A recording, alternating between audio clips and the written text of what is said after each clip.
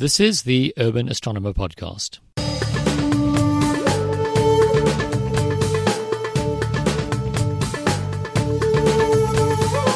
Hi there, this is Alan Farsfeld speaking, and you are listening to the 37th episode of the Urban Astronomer Podcast. Before we start, I just want to thank our Patreon supporters for helping me out with small contributions that add up to a good dent in my expenses running the show. Margot, Catherine, Peter, and the rest, I really appreciate it. Now, if you listened to the last episode, you would have heard the first in our series of ScopeX lectures. Today we've got the second in the series, which were given at ScopeX, South Africa's largest and most important astronomy and telescope-making event, a sort of Southern Hemisphere stellarphane. The talk you're about to hear was by Tim Cooper, and it's called Drizzle, Showers or Storms, How's the Weather Tonight? Tim is a keen observer of comets, meteors and meteorites and has published many records of his observations of these things and has earned a number of awards from the Astronomical Society of South Africa for his scientific contributions over the decades. But before we get there, Clem Unger has recorded another mission update, bringing us up to speed on the latest exciting activity in our efforts to explore the solar system. T-minus 10, 9, 8, 7, 6, 5. All three engines up and burning. 2, 1, 0, and liftoff of the Urban Astronomer Mission Update. Hi, and welcome to the Mission Update segment of the Urban Astronomer Podcast. My name is Clem Unger, and I'm your host in this part of the show, which will keep you up to date with current space missions, upcoming launches, and other space-related things I find interesting.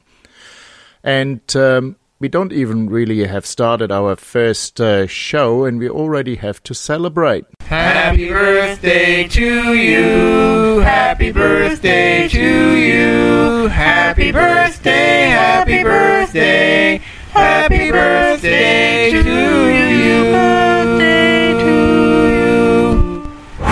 Oh, that was nice. And that was 60 candles that were blown out there in the end, and for no one else than NASA. And NASA is turning 60 this week and can look back on a amazing history of manned and unmanned spaceflight, and of course the first moon landing springs to mind. That will have next year its 50th anniversary, and but also other milestone missions such as Voyager 1 and 2, Cassini and the Mars rovers, to name a few, have given us amazing new knowledge of the solar system. And it's also a moment where we should remember that spaceflight is a pretty dangerous business, and we must remember astronauts of Apollo 1, Challenger, and Columbia. And this year NASA is set to commence manned missions with the Commercial Crew Program, and a return to the moon has just been announced by NASA Administrator Jim Bridenstine at the AAU conference in Germany. So all in all, that's good news. Well done, NASA. Happy birthday, happy 60th, and let's see what the next 60 years will bring us. I'm looking forward to it. Okay, moving on, let's talk about some space missions which are currently underway. And if you've listened to the Equinox podcast of the show, you perhaps remember the Hayabusa 2 mission to asteroid Ryugu by the Japanese space agency JAXA. At the time of the recording of this mission update, a third lander called Mascot, which is built by Germany and France, is floating down to the surface of the asteroid. And that follows the successful touchdown of the two Minerva rovers 1A and 1B several days earlier, late September. And so far, the rovers and orbiter cameras show that the surface of the asteroid is fairly rugged, and that actually may have some consequences for the acquisition of a regolith sample by the orbiter a little bit later in the mission. So we have to watch what's going on there, and we'll report back to you once we know more. 2018 is certainly the year of the near-Earth asteroid missions, and the second mission to go to an asteroid is, of course, NASA's OSIRIS-REx, which will arrive at its target asteroid 1999 RQ-36, or better known as Bennu, on the 3rd of December this year. The spacecraft's navigation cameras have acquired the asteroid, and OSIRIS-REx underwent a few days ago the first of its 3 braking maneuvers to reduce its relative speed to the asteroid from around 1700 kilometers an hour, which is roughly 490 meters a second, down to about 0.04 meters a second, or 144 meters an hour. And the braking is rather important, as the gravity of Bennu is extremely low, and the spacecraft needs to use its main engine to slow down and can't rely on the asteroid's gravity to pull it in. Bennu, like Ryugu, where Hayabusa 2 currently is a carbonaceous chondrite and comes close to Earth every 6 years, and the OSIRIS-REx mission hopes to unlock Bennu's secrets and hopefully will return with a regolith sample in 2023. So over the next year we'll follow the progress of the mission, of course, and report back to you here on the Urban Astronomer Mission Update. As the saying goes, a lot of things in life come in threes, so the third mission I wanted to mention to you is the Parker Solar Probe, which was launched on the Delta IV Heavy on August 12th this year. 10, 9, Mr. Start. 8, 7, 6, 5, 4, 3, 2, 1, 0. Liftoff of the mighty Delta IV Heavy rocket with NASA's Parker Solar Probe, a daring mission to shed light on the mysteries of our closest star, the Sun. 3R68 look good in the full thrust mode.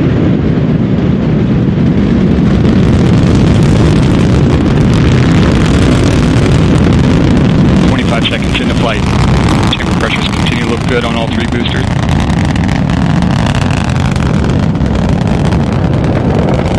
Now 35 seconds in. Chamber pressure on the core booster is throttling down to the partial thrust mode. Response looks good.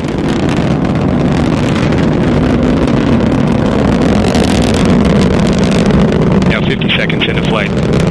Strap-on boosters look good in the full thrust mode. Core booster looks good in the partial thrust mode. Now 1 minute into flight. Vehicle trajectory looking good, right down the middle of the range track. As you could hear, the launch was a success, and Parker will do the first of its 7 planned Venus gravity assists on October 3rd, which is tomorrow, my time here when we record it, and have its first perihelion, the closest point to the Sun, in its elliptic orbit on November 5th. There will be a total of 24 close encounters with the Sun, where Parker will fly ever closer through the Sun's corona up until 2025, and the mission goals are to trace the flow of energy that heats the solar corona and accelerates the solar wind, as well as to determine the structure and dynamics of the magnetic fields at the sources of the solar wind. It's a fabulous mission and engineering challenge, and certainly I'm looking forward to the science that Parker Solar Probe will return in the coming years. Okay, and let us finally have a look at the upcoming launches of manned and unmanned missions for October 2018. On October 11, a trusty Soyuz rocket will launch from the Baikonur Cosmodrome in Kazakhstan and will carry members of the Expedition 57 to the International Space Station. And on October 20th, Bepi Colombo, a joint ESA-JAXA mission to Mercury, will launch from Kourou in French Guiana on a Ariane 5 rocket. And the mission gets its name after Giuseppe Bepi Colombo, who was a scientist and engineer at the University of Padua in Italy, who first implemented the interplanetary gravity assist maneuver during the 1974 Mariner 10 mission. And that technique is now used commonly by planetary probes. And the mission has two individual spacecraft. One is the Japanese Mercury Magnetospheric Orbiter, which has recently been named Mio or Mio, I'm not quite sure how you pronounce it. And the second one is the European Mercury Planetary Orbiter, MPO. That one hasn't got a nickname yet, but maybe they will take the Urban Astronomer podcast suggestion and call it just Freddy. A proposed lander that was supposed to be on board has been scrapped in 2003 due to budget problems. So that would have been the first landing on Mercury, but that is not to be. As missions to the inner planets are quite difficult to get to their target, the timeline of the mission is rather long. And the spacecraft will take 7 years to position itself and enter Mercury orbit in 2025, so quite a while. And during this time, it will use solar electric propulsion and 9 gravity assists, flying past Earth and Moon in 2020, Venus in 2020 and 21, and 6 Mercury flybys between 2021 and 2025. And the end of the nominal mission is 2027, and it has an option for extension until 2028. So the mission will give us plenty of returns once it's at Mercury, so a long-term thing to look forward to. Okay, that was it. That was the first installment of the Urban Astronomer Mission Update, October 2018. And as always, we welcome your comments, questions and suggestions, so please keep them coming via the Urban Astronomer podcast website, and you can also reach us via Facebook and Twitter. Until the next show, I'm Clem Unger, and bye for now.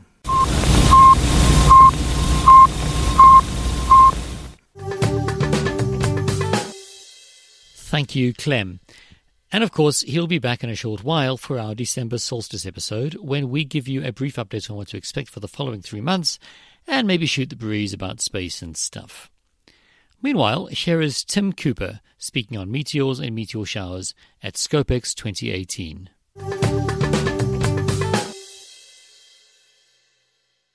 Tim Cooper is a specialist in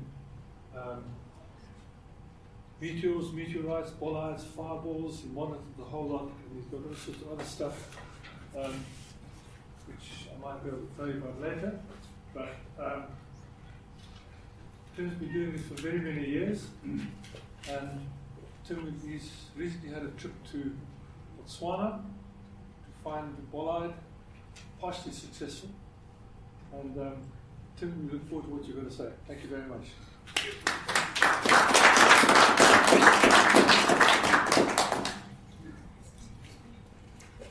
Morning, everybody.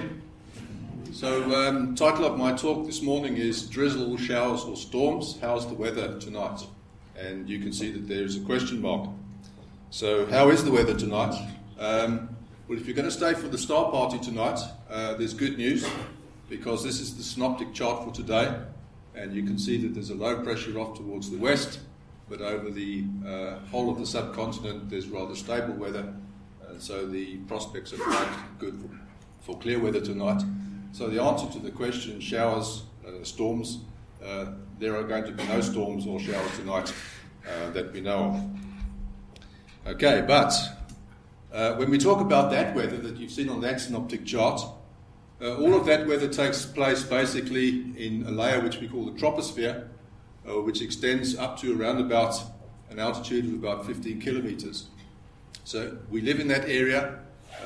This is supposed to be Mount Everest over here, which has an altitude of around about 9 kilometers. So that's even within the troposphere, within the area that we experience all this weather. But what about above that? And you can see if you extend the atmosphere upwards, we have at least 4 layers above the troposphere. Above the troposphere, we have the stratosphere going up to around about 50 kilometers. We then have the mesosphere going up to 85 kilometers. And then above the mesosphere, we have the thermosphere, which goes from around about 85 kilometers up to 500 kilometers. And then above the thermosphere, we have a layer called the exosphere, and that extends up to around about 10,000 kilometers. And that's the point at where basically you cannot recognize the atmosphere anymore. So we've got our own weather here, but there is another weather system which is going on in this area here, roughly between the altitude of around about 80 kilometers and 120 kilometers, and that's the area where the shooting stars burn up, which we call meteors, and these often come in showers. So if you go out and sit under the sky on any dark night, you're sure to see maybe 1 or 2 of these shooting stars. That's an example there. And this basically, these are sporadic objects, and we might call these objects then meteor drizzle. At certain parts of the year, if you're lucky, you will experience what's called a meteor shower, and then you might see 20 or 30 of these objects coming from a certain part in space. You will know that there is a shower in progress because if you trace these paths backwards, they all seem to come from the same part of the sky, and that's what we call the radiant of the meteor shower. On very rare occasions, you might experience what we call a meteor storm. And this is a woodcut of the meteor storm in 1833, which resulted from the apparition of the Leonid meteors. Why do we have a woodcut and not a photograph? Well, simply because this particular storm was before the age of photography. So there are no photographs which exist of this particular meteor storm. But basically, meteors on this particular night fell at the rate of around about 10 to 20,000 meteors per hour. So this is really a meteor storm. The other thing about this, it's a woodcut, not a photograph. And of course, this happened before the age of the internet.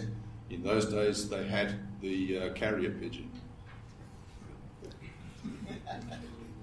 If only life was so simple. Okay, so on this particular evening, stars were reportedly to have fell like rain.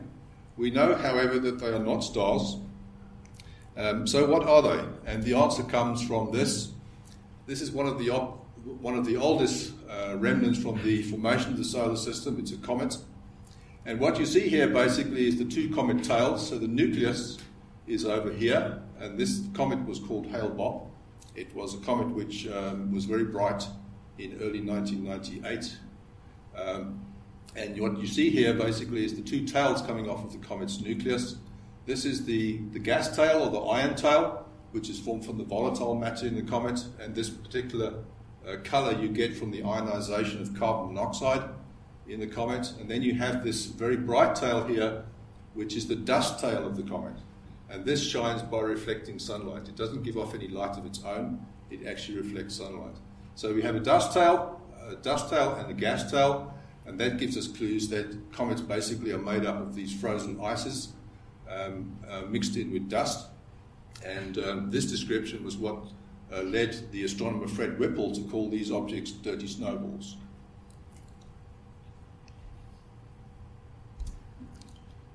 Okay, so looking a little bit more detail about these comets, first of all, in terms of the volatile matter, we find that this particular comet, Hale-Bopp, was analysed in detail, and for the most part you can see that it's made up of water vapour, carbon monoxide and carbon dioxide.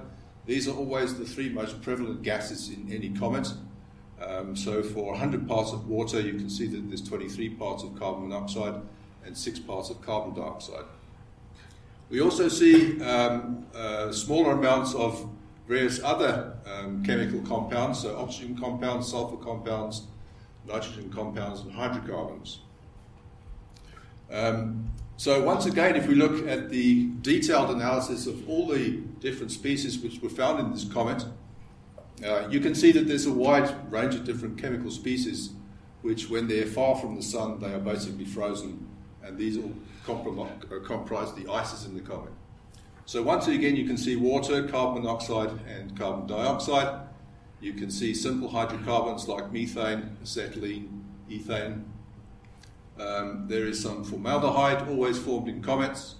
And on Earth, we can polymerize formaldehyde to get a simple plastic called polyoxymethylene, which is sold under the trade name of acetyl. And there is actually polyoxymethylene in comets as well. So they have actually detected that there is plastic in comets. So it's not only that we've got plastic in our oceans, which we put there, by the way, there's also plastic in comets. Some other interesting molecules in comets. First of all, we have hydrogen sulfide, which the school children here will know as the rotten egg gas in stink bombs. I'm sure you've made that in the past, if you were naughty like me. So it's hydrogen sulfide. So a comet is a smelly place.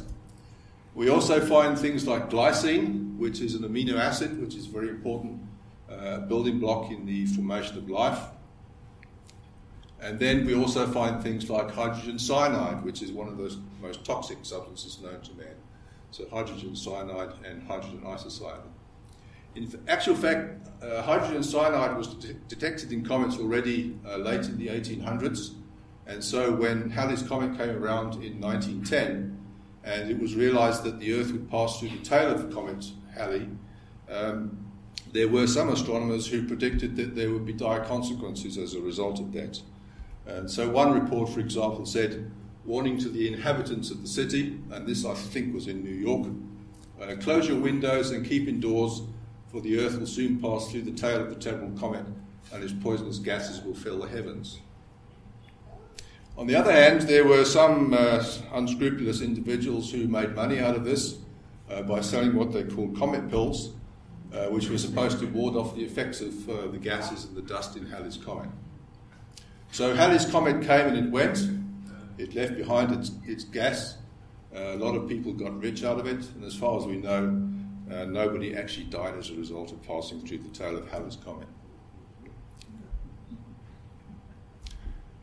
Okay, so this is a comet nucleus. This is what it looks like when it's far from the sun. This is the comet Churyumov-Gerasimenko, discovered by 2 Russian astronomers. And you can see this is a picture taken from the Rosetta spacecraft. And you can see this is basically dust, and it's held together with these ices. And so when it's far from the sun, it's a solid object like this.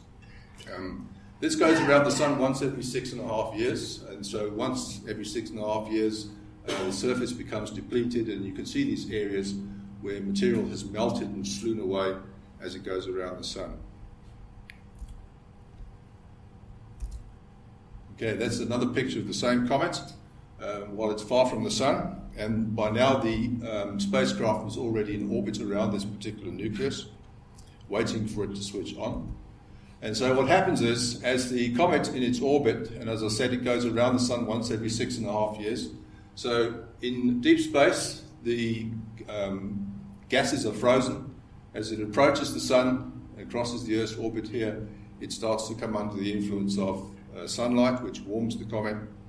It melts these ices, and then what happens is you get this. So that is the same comet which is now switched on. We now have these jets of gas and dust which are being emitted, and so what's happening here is it's now releasing these dust grains into the orbit behind the comet, and it's these dust grains, and if we pass through those, you will see as meteors. So what are these dust grains? So the composition of cometary dust, basically it is mainly things like silicates of the elements calcium, magnesium and iron. 2 minerals particularly called olivine and pyroxene. This is olivine, and this is pyroxene. And so these are typically the types of minerals that you find in comets.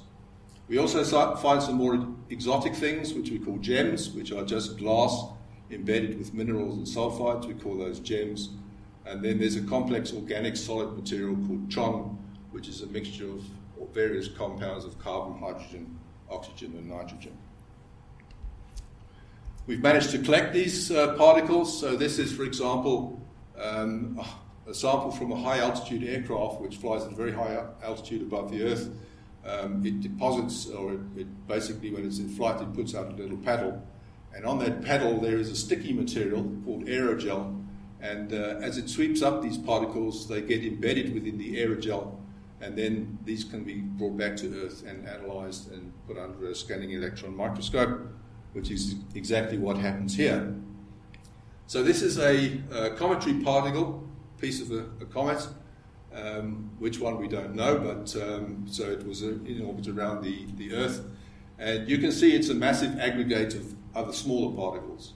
And this is typically the size of the particle that you will see when you see a shooting star.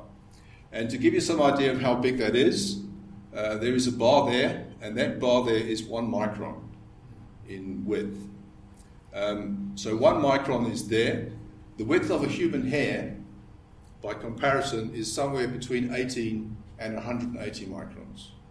So depending on your age, whether you're fair, you've got fair hair, you've got dark hair, the diameter of your hair will be something from around about 18 to 180 microns. So the smallest, fair hair people like me, when I had hair anyway, my hair was about 18 microns across. So this particle is smaller than the diameter of the hairs on my head. And that is typically what you see when a meteor comes into the atmosphere. So this is a comet which went around in 2007, early 2007. It's Comet McNaught. And you can see that these comets, as they go around the sun, they have the capacity to spray vast amounts of dust into their orbits behind them. This is a picture which was taken by amateur astronomer Simon Walsh. We went down to Paris in the Free State, so he took this picture. The comet is here, and what you see here is individual streamers of material as this comet was ejecting matter into space over time. So this is a period of around about 1 day. This is 2 days, this is 3 days. So there's about 4 or 5 days of dust in that tail there, which has been sprayed by the comet. So this is over a very, very vast area. So if you were the Earth now passing through this debris stream, we would get a very nice meteor shower. As we pass through each of these individual filaments, you would see the rate of meteors go up and then come down, go up and come down. Unfortunately, this particular comet, we don't encounter its orbit, so we don't get a meteor shower from this particular comet. But one comet that we do is Comet Halley. This is a picture of Comet Halley's nucleus, which was taken from the Giotto spacecraft in 1986, and you can see these jets of material which are spraying dust into its path. So here you have the orbit of the comet around the Sun, intersecting with the orbit of the Earth. First of all, in early May, the first week of May, we intersect the orbit of Halley's comet and we get what's called the Eta Aquariid meteor shower. A few months later, we cross that orbit again in late October, and then we get what's called the Orionid meteor shower. So Halley is one of the few comets which actually we cross its orbit twice in a year. Most comets we only get 1 shower per year. The question is, if these are meteors from Comet Halley, why are they not called the Hallyids? Why are they called the Eta Aquariids, or are they called the Orionids? And the answer is to be found in this slide here. So this is typically what you would see if you were sitting outside in early May, just before dawn, and looking towards the east. We have the constellation over here of Aquarius.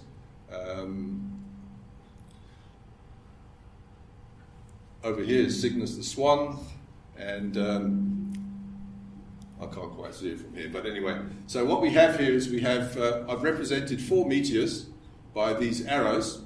What happens now is if we trace the path of these meteors backwards, there's a point at which they intersect. So if we take that away and represent that, that is the radiant of the Eta Aquarius, and it just so happens that it comes very close to the star Eta Aquarii. So these meteor showers are basically named not after the comet which spawned them, but after the constellation from which they emanate. So this is the Eta Aquarius, and they come from very close to the star Eta Aquarii. There are a few meteor showers which we see each year.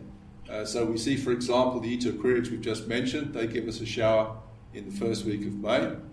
The Perseids in August. We get quite a nice shower every year from those. Also from the Orionids, which is coming up in October. The Taurids, they give us rather a drizzle than a shower, and every now and again, roughly every 12 years, they give us quite a nice shower.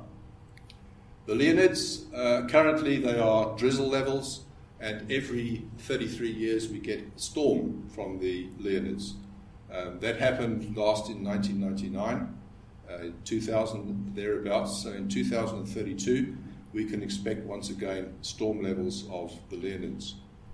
And then our strongest meteor shower of the year is the Geminids. They happen, they're at their peak on the morning of December 13 and 14. They give us a strong shower each year, and that appears to be getting stronger and stronger every year as well. So that's 1, 2, 3, 4, 5, 6 or 7 showers there.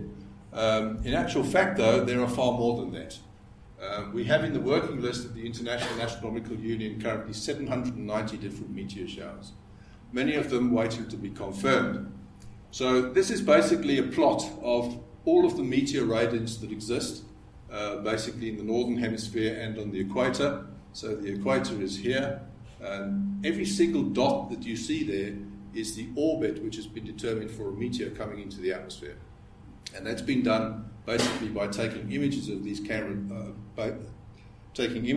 meteors with 2 cameras separated by a few kilometers apart, and then we can triangulate the positions and work out the orbits, and that gives us these particular radiants. So this is the path of the plane of the ecliptic. So there are a lot of showers in the plane of the ecliptic, but you can also see there are a lot of meteor showers which come from the Oort cloud, which are in the northern hemisphere. So does that mean that there's nothing in the southern hemisphere? Because we see here there's no radiance down here in the southern hemisphere. The answer to that is no. It's just that at this stage all of these cameras are in the northern hemisphere.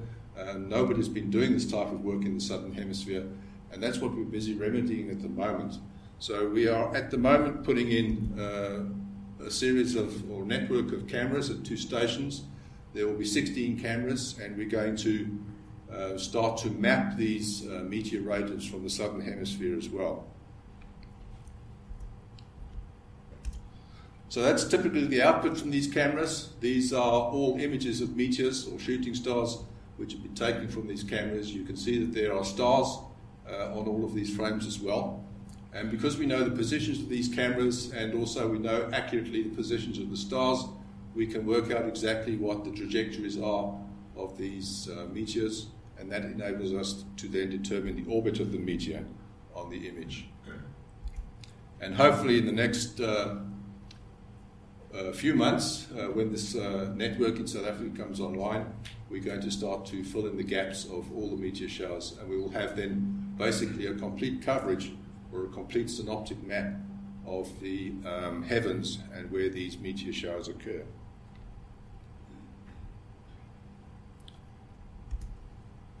So to come back to this one, that's the weather for today. You get these synoptic charts maybe 3 or 4 days in advance. After that, it becomes rather difficult to predict what the weather on the lower atmosphere is going to do. If we look at the situation with the upper atmosphere, with these meteor showers, this is typically what we can expect, and we can predict these very accurately. In fact, we have,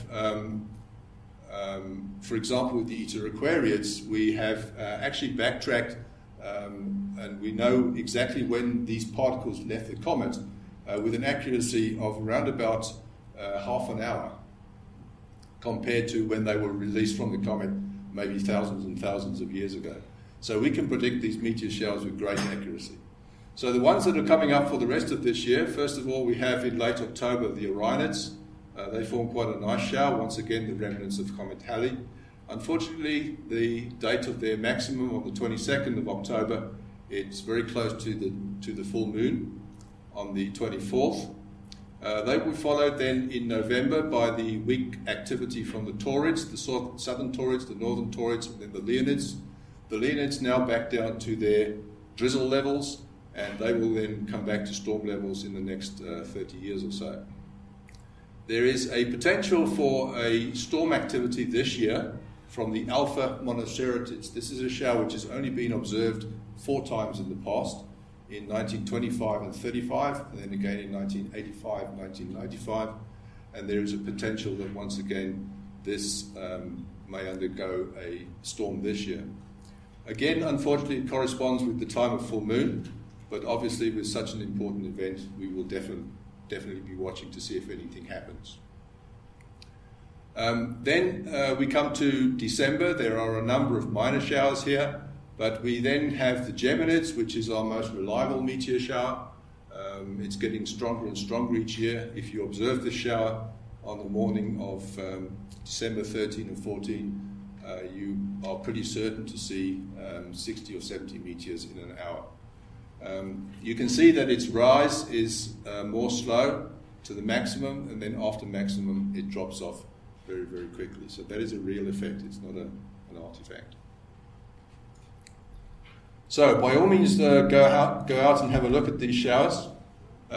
You really need to get yourself under a dark sky, otherwise you will only pick up the you won't pick up the fainter meteors. So that is a dark sky. If you're observing under conditions like that, where you have washed out all of the Milky Way and these fainter stars, you will also wash out the fainter meteors, and therefore you will only see the brighter objects. And that's typically what we are doing. So this problem of light pollution is becoming a great one, particularly for us meteor astronomers. And you can see here the different urban centres where the problems are. This is so on the Witwatersrand here in Gauteng. You can see my neighbour's floodlights there too. I've tried to get him to put them off, but he won't. Unfortunately, as a result of that, the only place where it's worse is here on the banks of the Nile. You can also see here that the number of spaces in South Africa where we really have dark skies is starting to diminish. So we really need to all take responsibility and do something about this.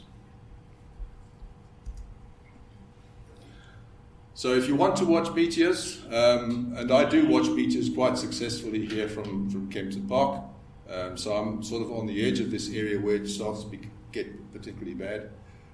If you're here towards the centre of Joburg, you've got no chance. So if you really want to see meteors, get yourself outside to one of these areas, and you can start to look these maps up. These light pollution maps are available online. So if you want to know if you're in a good area to look at meteors, you can find your location on these maps, and this will tell you exactly what the light pollution levels are around you.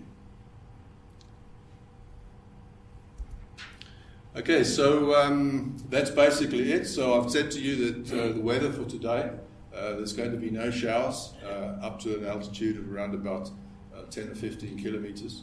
But remember, that's not the only weather that's on the go. There's always this weather in the form of shooting stars as well. Thank you very much.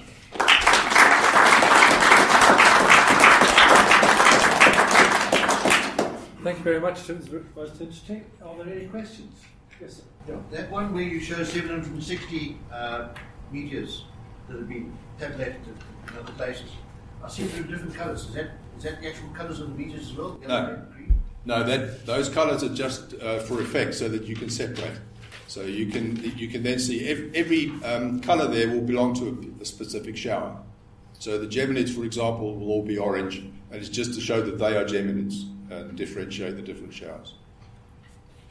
Any others? Yes. With that meteor storm, you can see the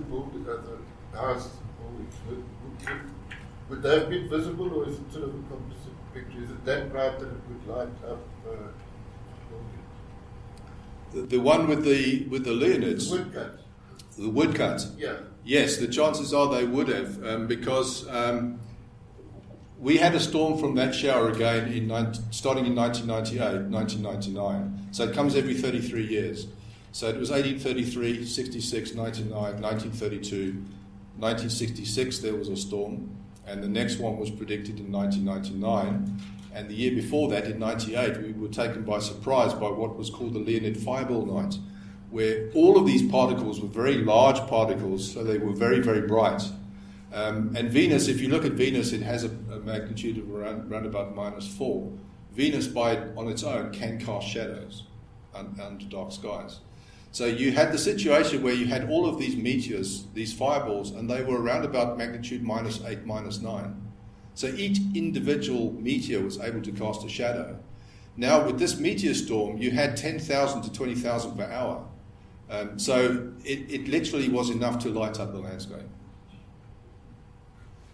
How widely was that spread? Northern hemisphere or southern hemisphere? Anybody that was dark would have been able to see that, but it's a northern hemisphere shower, and so the best place to see it is in the northern hemisphere. In the southern hemisphere, the radiant only rises about 2 hours before dawn. So from here, we would have only seen that for the last 2 hours before dawn, and then it would have been too light. Which guy made that woodcut? What country? Not quite sure. Austria, Norway? I don't know. That Hale-Bopp core, how big was that picture that you showed us? Well, the nucleus of Comet Hale-Bopp was about 40 kilometers in. Yeah, but the tail is millions of kilometers. Any more questions? Yes, sir. When these things burn up, what is the combustion product? What comes down to Earth? Ash. And how much per day? 10,000 tons.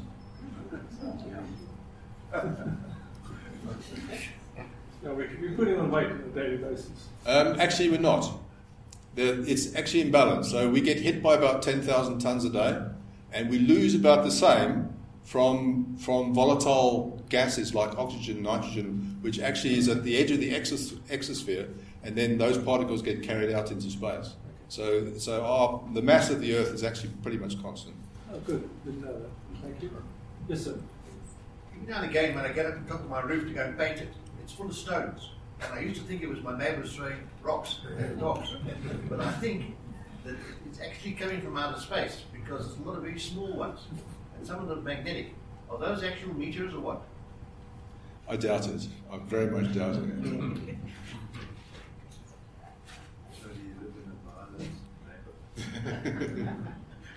I think that's probably just stuff which gets from daily human activities, gets suspended and carried up, exactly that. So it gets carried up on the wind and then deposited on your roof. I doubt that's meteoritic. Well, if there's no more questions, then I have a job to do as president of the ASSA. And at the AGM of the Astronomical Society of Southern Africa, Tim was awarded the Overbeek Medal. This is a medal which has recently been created in honor of Dani Overbeek, who was a renowned astronomer, observer in South Africa. And the medal is for the amateur member, or the member of the ASSA, who's done a remarkable amount of observing of a high standards. So I'll read out this citation. Tim has been a long-standing member of the ASSA, having been awarded a Long Service Award in 2008, along with honorary membership in 2005, and a President's Award in 2006.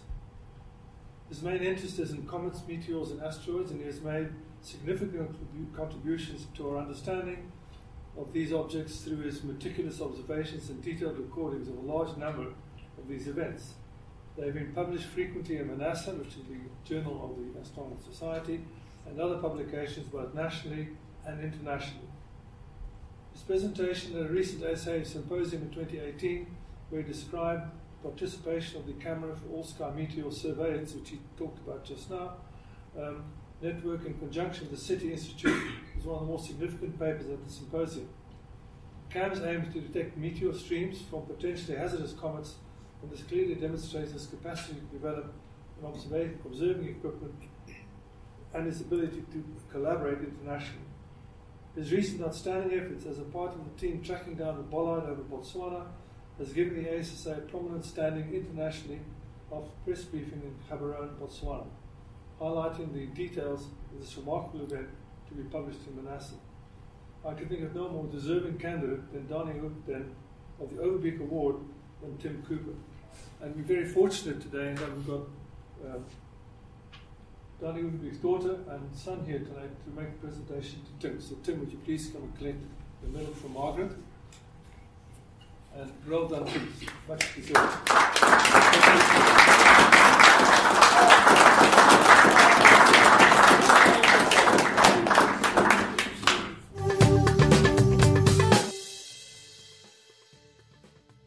And that's the second of our ScopeX talks. If you liked it, please consider subscribing in iTunes or on Google Podcasts or whatever app you use to fetch your podcasts. Just head on over to urban-astronomer.com and find the podcast subscribe button that best suits how you listen to podcasts. If you're up for it and you've got a minute or two to spare and you'd like to help grow the show, why not also leave a rating and a review, or even better, share the subscribe link with your friends and family. And if you'd like to help cover costs, all you need to do is click the Patreon link, again on the Urban Astronomer website, and pledge a few dollars. Next episode, we'll be playing the third of the ScopeX recordings, this one by Dr. Peter Kotzer of the South African National Space Agency, and we'll see if we can finish up our physics lesson on the life cycle of a star, from gas cloud to black hole. But until then, thank you for listening. Clear skies.